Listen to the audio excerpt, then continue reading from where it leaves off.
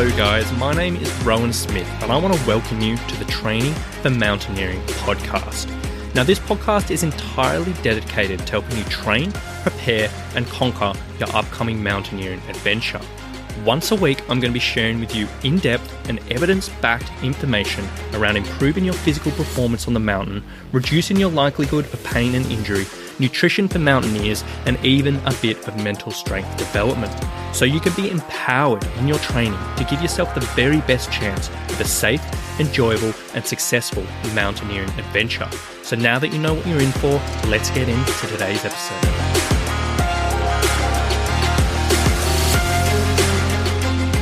Hello guys, today we are talking all about time-efficient training for mountaineering. Now, this is one of the most common issues that I come across with aspiring mountaineers.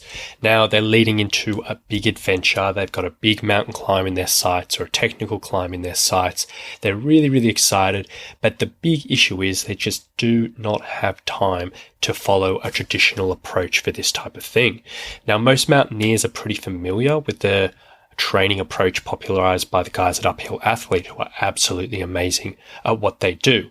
And that approach generally involves long periods of low intensity exercise multiple times a week, which is sort of build up, which is absolutely fantastic if you can do it. But in all honesty, it's just not practical for many people out there.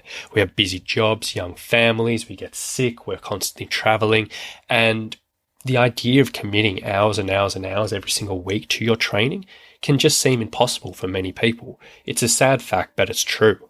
And while I'll say a time efficient and reducing your time in your training is never going to be probably the best approach to your training, and if you do have the luxury of spending more time training, that's always going to be better.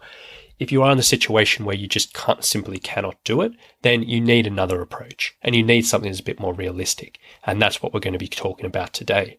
Now, another reason why I want to talk about this is when it comes down to it, there are no real alternatives in this situation for mountaineers for their training. And there's nothing popularized in, you go online and look at time efficient training for mountaineering or short workouts for mountaineering.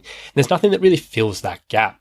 And because of this, people who can't commit to that longer approach, they often fall back into the trap of doing random higher intensity exercise, jumping into CrossFit workouts or just making up their own programs and just going hell for leather whatever opportunity they have. And they don't really follow a structure, they don't really follow progression, and they just fall back into that old trap which we talked about previously, which isn't incredibly effective for preparing for mountaineering. So I want to tell you right now, even if you're incredibly time strapped, you can still follow a structured and specialist approach to get you fit, strong, and resilient for the mountain. You just need to be smart. And that's what I want to explore today. Now, originally when I was sort of coming up with the idea for this episode, I was grappling a bit with how I wanted to approach this, because it is a bit tricky going into specific programming recommendations in this format, because when it comes down to it, time efficient and time crunched is very different between person and person. Now, some people who feel like they're very much time crunched and they struggle to fit training in might be able to find 40 minutes in a training a day, and that might be really limiting things down in their personal situation, but they might be able to find that time. On the other hand, there might be people who can literally only fit in 15 minutes a day and they're working, a 100-hour week and they've got a young family. I've dealt with both. I've seen those situations. I've seen people stress about this and really struggle with this. And I've worked closely and helped these guys because, as much as it's not ideal, in these situations, you need something that's going to work for you. So instead of giving out specific programming recommendations today, which as I said is a bit tricky, instead I'm going to share with you a range of tips and insights that I've used with my clients over the years who are incredibly time strapped to varying degrees, and which you can apply to your own training, and you can take your own workouts, your own programming, or whatever it may be, and just use this approach and use these tips to make it a little bit more time efficient and make it fit into your life a little bit happier. So the first point of call, which I always recommend in this situation, is setting yourself a minimum target for training each week. Now, this isn't what you really want to train. This isn't what would be an ideal world. This isn't something that you think you need. It's the minimum amount of training that you can commit to every single week. Now, it's so much better to undershoot here and something that you can 100% do every single week, as opposed to choosing something that's a bit of a challenge and you only succeed 60, 70% of the time. Now, this is such an important step because when it comes down to your entire training process, one of the most important things is building momentum and building a series of positive steps in which you succeed, you succeed, you succeed. Now, what happens is if you set yourself a target, which you fail in the first couple of weeks and you fail again and fail again, it's going to tell your body that you're failing. Mentally, you're going to go in the head, look, I'm not doing it right. I'm failing. I'm not getting the workouts that I need. And that's not going to set yourself up for success over the long term. More than likely, that'll turn into a habit of failing. You'll start coming up with excuses. You'll start pushing off more sessions. You'll start coming into your sessions in a bad attitude, and it's just not a good thing. So instead, I highly recommend setting yourself a minimum for every single week, which even if you have the busiest week in the world, you know you can commit to. And every single week you tick that off. Now, for some people, that might be doing 3 45-minute sessions every single week. You know you can commit that. Some people, it might be just doing 15 minutes every single night, which I mentioned before, that you know you can commit to that. And that is your bare minimum. Now, from there, in certain situations where you have more time to train, where things ease off a little bit or get a bit more relaxing, then you can do more training, absolutely. And you fit in what you can because you do need more training than this minimum. But if you can't do more training, then that's fine. You don't beat yourself up. You just do that set and then just keep on doing it until you find extra time. And that is probably the most significant tip I can give you today. And it's something that I'm pretty sure most mountaineers don't really consider, because the training for mountaineering world is very structured. It's very set in stone. It's very number oriented. And sometimes you just need a bit more of a nicer approach, in all honesty. Instead of really setting yourself those hard targets, work with yourself. Don't beat yourself up. Set yourself up for success, and that will get you momentum to move forward and really succeed over the long term. So number 1, set yourself a minimum.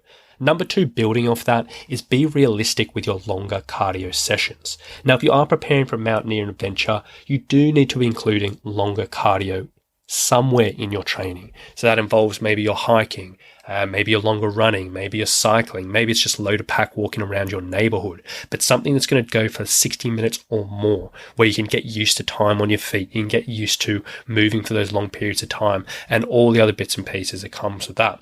But again, you want to be realistic here. You don't want to set yourself a target which you cannot succeed on and which you set yourself up for failure. So have a sit down and just think, how often can you commit to this type of thing? Now, a normal mountaineer has no time constraints. They might be doing 2 or 3 sessions of this a week. For you, maybe you can only do it once a week. That'd be absolutely fantastic if you can. If you can't, maybe it's every 2 weeks, and that's absolutely fine. If you can't do that, maybe it's once a month. But whatever it is, be realistic about it, come up with a number, and make sure you hit that number every single month. Now, I would say if you can't find time to do it once a month, you probably need to have a look at your calendar. You probably need to have a look at your scheduling, because even the busiest person in the world can find a few hours every month to do this. So I would probably put a hard line there if you're sort of making excuses. But again, be realistic. See what you can fit in and build the rest of your training around that. And then you might only be able to get out every couple of weeks for a long hike, but that means in the other weeks you can do shorter stuff just to keep your fitness ticking over until you can get out on those long sessions. So that's a very, very important step as well. The next one up all this is, if you are time strapped, scheduling your time. You've probably heard this before, but it very much bears repeating because it's one of the most significant tips I can give anyone who's busy to fit in their training. Choose one day every single week, at one time every single week. So it's the same day, same time, in which you sit down, look at your calendar, and you book in exactly when you're going to be training. Now, it is so important that you do this every single week or every couple of weeks or however your calendar works, so you can book it in, treat it like an appointment, because you cannot miss these minimum training sessions. That is such a significant thing. Now, if you're dealing with a super busy job, if you're dealing with a young family, if you're dealing with whatever else might be getting in the way, probably the best bet here is to do it first thing in the morning. It might involve you waking up 30, 40 minutes before you normally would, but this is the only really time in the day where you're never going to get hit with distractions. You're never going to have people calling you. You're never going to have, kids asking things from you. You can get up, get it done. It can be a struggle for people who don't function in the morning, but it's probably a very good idea to at least try if you're in this situation. So schedule out your sessions one day, one time every single week, and then really consider training in the morning. Now, talking about your cardio now, moving into that. So we've said be realistic with your longer cardio. Obviously, if you can't get out on the trail or can't get out for your longer sessions pretty regularly, you need to be filling out your time with shorter cardio sessions. So this might be anywhere from 20 minutes, 30 minutes, 45 minutes, 60 minutes if you're lucky, whatever it may be. Now, the key here, if you are time strapped, is to make it convenient for yourself. Now, this means you want to be choosing things of exercise which has very, very minimal travel time, has very, very minimal setup and fussing around, and you can just jump into it and it won't really take a huge amount of time out of your day. Now, one of the best things here that I highly recommend if you're in this situation is a stationary bike at home. Now, buying one of these is such a godsend if you are struggling for time, because you can jump out of bed, hop on the stationary bike, do a session. You can come home from work, clear your emails while you're on a stationary bike. You can maybe, if you're working from home, if you're in between meetings, you can hop on, do a few sprints. It's such a convenient thing. It doesn't put so much load through your joints, so you can do it pretty much without warming up.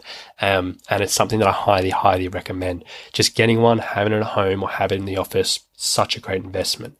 Now, other ideas around this on the same track are doing loaded pack walking. So you might leave a loaded pack just sitting at your front door, wake up, roll out of bed, and just walk around the neighborhood. Instead of having to travel to a gym, instead of having to travel to a trail, literally just doing your pack walking around the neighborhood.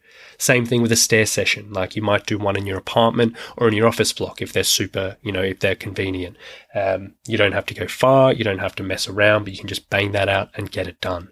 Now, whatever you need to do, make it as convenient as you can to cut down that travel time, cut down any faffing around, and just find something that's going to fit into your day. Don't think about the best exercise or whatever's the best in your situation. You're looking for convenient here. Now, on this, I would say don't be scared of higher intensity training. Now, mountaineers have pretty much Many mountaineers have been put off higher intensity training because the go long and slow approach has been so popularized, which for good reason is very, very effective. But if you're time strapped and you're struggling for time in your week, higher intensity training is going to be an essential part of your week.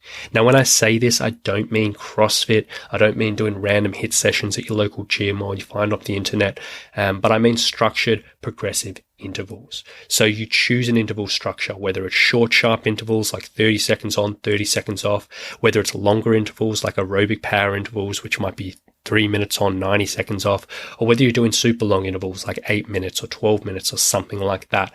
Bang that out on the bike, bang that out on the stairs, bang that out loaded pack walking or running, have your rest period and go again. Then week by week, you can tinker with those intervals, increase the working time, increase the pack weight, increase the resistance, whatever it may be, but make sure it's in a structured and progressive way. Now, if you're just doing random workouts, which are like 45 seconds on, 15 seconds off, or doing random WODs and CrossFit workouts, which don't really have a structured progression plan, that's not a smart approach. It'll work for 4, 5, 6 weeks, and then it'll begin to stagnate. So I don't recommend that approach, but choose some really, really structured intervals, work at a higher intensity in those 20, 30 minutes, whatever you may have, get the most out of that session and just make sure it progresses over time. Now, next tip, we're talking about strength training. So again, with your strength training, you do need to be fitting this in, even if you're time strapped. But I would say 9 times out of 10, it's probably more convenient to avoid the gym and do this at home. Now, if the gym's on the way of your local commute, or whether you've got a gym in the office or a gym at home, that's absolutely fine. But if you have to travel more than 10 minutes to get to the gym and you don't have something that's distracting you at home like little kids, it might be worthwhile doing it at home just to save that travel time, save that faffing around, save everything else and just get into it. Now, for this, you don't have to invest in a huge amount of equipment. You probably want a pull-up bar of some type, which you can get for not a huge amount of money. You want some exercise bands to help with your warm-ups, and you probably want a pack, which you should have already, which you can load up with dry bags full of water. And that's it. Obviously, you can invest in more if you need, but you can get a lot of work done with body weight. You can get incredibly strong with body weight, and training from home is just a convenient way. You can just get it done, no messing around, and again, just cut down on that travel time. Now, off that strength training, 100% what you need to be doing to get the best use of your time, and I highly recommend this to all mountaineers anyway, is to use a sequence. So traditional strength training involves doing an exercise, rest, do it again, rest, do it again, rest. And yeah, that works, but it just takes forever.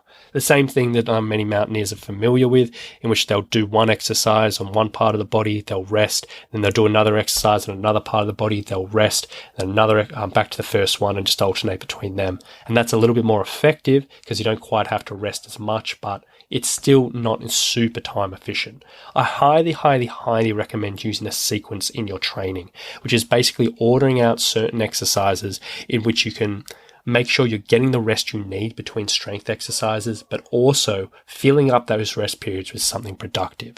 So a really simple thing what you can do, there's 4 exercises in this sequence that I use for many mountaineers. First exercise is a lower body strength exercise, whatever it may be. Second exercise is an upper body strength exercise, whatever it may be. Third exercise is a core exercise.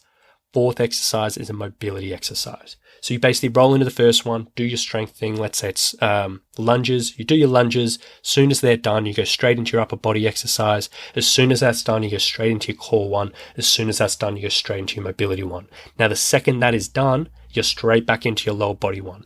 And what that does, it means you're using every pretty much second of your workout for something productive. You're fitting in mobility and core work, which would usually be neglected in this situation.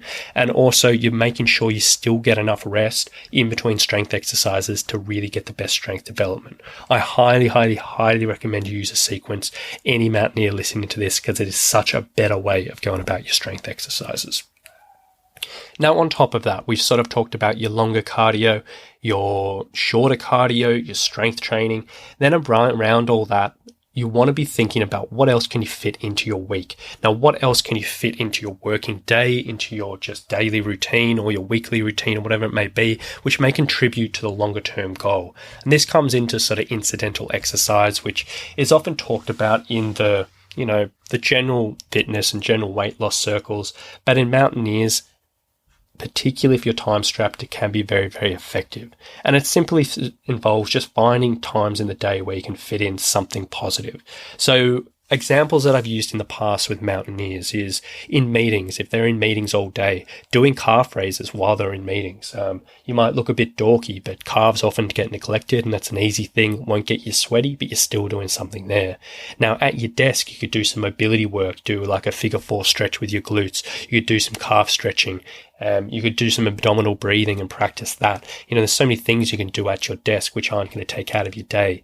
You could get off the train or the bus or stop early, or just park a little bit further away and have a bit of a walk, whether it be an extra kilometer. You might put a loaded pack on that and just load all your work gear up into a pack and do that. Now, it's not a huge amount, and most mountaineers are probably going to scoff at this, but if you are time strapped, getting those extra kilometers and just purely time on your feet is going to be a really positive thing. And day by day, week by week, you can build up a lot from that. And it is a small thing which you might overlook, but I would say probably get into it. Other things involve, like if you're going down to the local shops to get some milk or some bread, run down there or ride your bike instead of the car. Like all these little bits and pieces. Again, you might scoff at it. You might think, oh my gosh, what's the point? Is that really going to do anything? But the little things really add up. And I highly recommend find it where you can in your day-to-day life. Another situation here is using triggers throughout your day. So whether you're working at home or working in an office, and just using specific things that you do regularly through the day as a trigger to remind yourself to do a particular exercise. Now, a few examples of this, which I've used with clients in the past to good success, is a doorway trigger, in which if they're working from home, every time they walk through a specific doorway, they have to do 10 pull-ups or 10 push-ups or 10 lunges. If they're at work, a little bit trickier, but you can still do stuff that won't get you so huffed and puffed every time you go into the break room or every time you go into a conference room or whatever it may be. There's a kettle trigger, which I've used quite often, which anytime someone puts on a coffee or puts on the kettle to boil, do calf raises, do some squats, do a wall sit, just do something positive during that time. And I've had clients who go have 8 teas a day, and they end up doing a whole bunch of exercise every single time. And through the week, that really, really adds up. So don't think that's too small a fish for you. Another one is a phone call one, and I've got a few clients who are regularly on the phone. So every time they hang up the phone before they jump into the next one or before they fill out their notes, they just do a little routine, whether it's a bit of foam rolling, whether it's a few deep breaths, whether it's a couple of exercises, whatever it may be. And over the course of a day, they fit in quite a bit. Now, all of those bits and pieces there, they obviously, some will apply to some people, some won't apply to others, but they should give you a decent idea around how you can be a little bit more adaptable and a little bit more smart with your training if you are time strapped. If you are struggling for time to fit in the longer sessions in your week, be nice to yourself. Don't beat yourself up. Don't think that's the only way you can get fit for the mountains. Yes, that is one way, but there are plenty of other ways of going about it. Follow this advice, follow these bits and pieces, put together a program which is going to fit around your life, help support you for success moving forward, that won't cause you to fail in the sense of training failure before you even get on the mountain. And just make sure it's doing positive things in your week. And I guarantee you it will take you a lot further than you first think. Don't get stuck in the CrossFit trap. Don't get stuck in the random HIIT track, but stick to the structured specialist training, but just do it smart and do it in a way that'll fit around your life. Now, there's a lot to digest there today, I know, and I probably only scraped the surface of this type of training because it is such an important subject for mountaineers, because I know so many people are in this situation. However, hopefully that gives you some good insight into what you could be doing and hopefully get you on your way. Now, if you have enjoyed this podcast today and you are sort of wondering how you can fit your training into a regular training week and how you can actually fit it around a really, really busy week, I highly recommend you check out the Online Summit program. Now, the Online Summit program is my online personal training service for mountaineers. Now, this is where I take mountaineers and I get them strong and pain-free for every adventure. And basically, I'll take whatever's going on in your life, whether you're super busy or not busy at all, and we'll put together a very, very structured and comprehensive program, which will cover strength training, conditioning training, longer cardio, mobility, recovery, mental strength development, and a dozen other things to make sure you're in the best position for your adventures. Now, if you're interested in learning more about that, you can check it out at summitstrength.com.au/online-mountaineer. That's summitstrength.com.au/online-mountaineer. And I'll also leave a link in the show notes below. So thank you so much for listening today, guys. I hope you got something out of it, and we'll talk to you very soon.